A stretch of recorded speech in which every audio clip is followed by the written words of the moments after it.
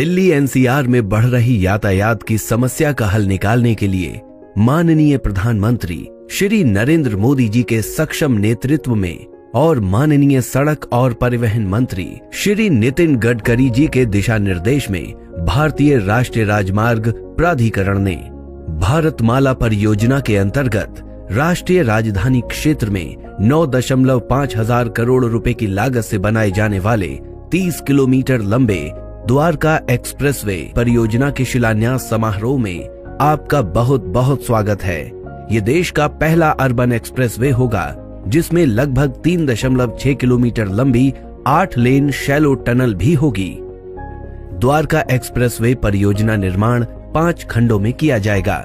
पहला खंड, इस खंड की कुल लंबाई 5.9 किलोमीटर होगी, जिसका प्रारंभ NH 8 पर स्थित शिव मूर्ति पर प्रस्तावित मल्टी लेवल इंटरचेंज से होगा, जिससे कि विभिन्न दिशाओं में ट्रैफिक का फ्री फ्लो मूवमेंट होगा। तत्पश्चात 8 लेन शैलो टनल का द्वारका सेक्टर 21 के निकट RUB तक निर्माण किया जाएगा।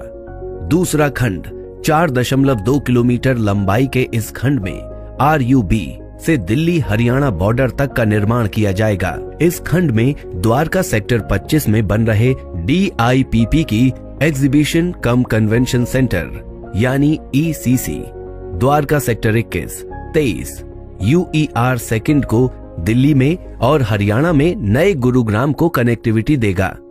ECC में international trade promotion activities, convention centres, conferences, exhibition और कॉर्पोरेट मीटिंग आदि जैसी गतिविधियां होंगी।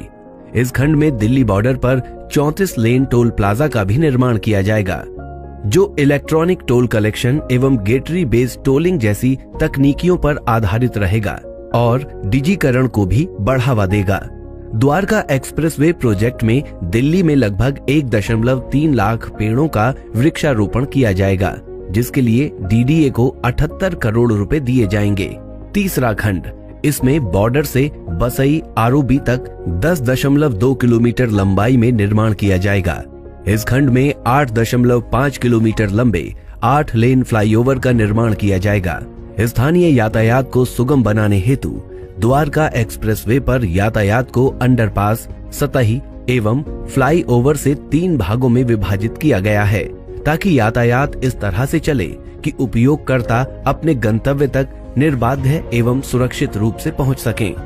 चौथा खंड, ये खंड बसई ROB से प्रारंभ होकर खेरकी दौला टोल प्लाजा के समीप NH 8 पर समाप्त होगा।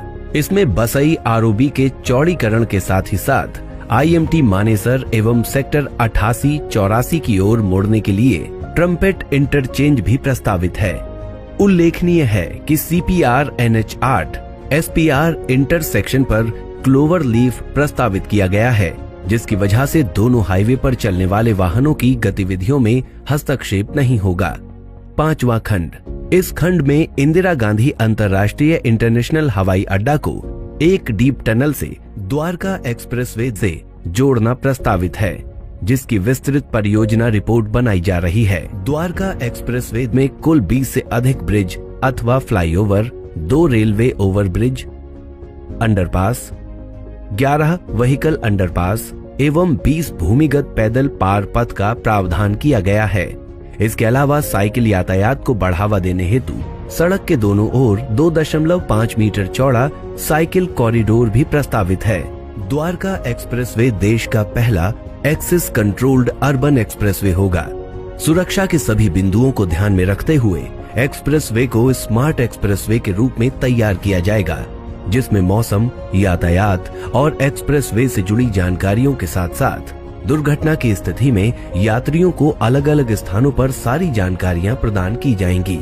ऊर्जा की बचत हेतु सौर ऊर्जा संचालित पैनल एवं भूजल स्तर बढ़ाने हेतु रेन वाटर हार्वेस्टिंग का भी प्रावधान किया गया है।